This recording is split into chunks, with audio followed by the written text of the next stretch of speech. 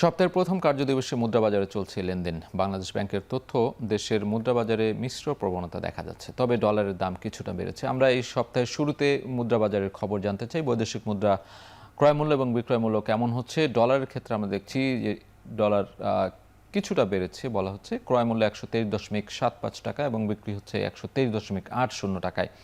ইউরোর ক্ষেত্রে আমরা দেখছি ১৪.৬৬ টাকা ক্রয়মূল্য, তার বিপরীতে ১৪.৭৪ টাকা বিক্রি হচ্ছে। পাউন্ডের ক্ষেত্রে আমরা দেখছি যে পাউন্ডেও কিন্তু কিছুটা দাম বেড়েছে, ১৬৪.৮২ টাকা ক্রয়মূল্য, বিপরীতে বিক্রি হচ্ছে ১৬৫ টাকায়।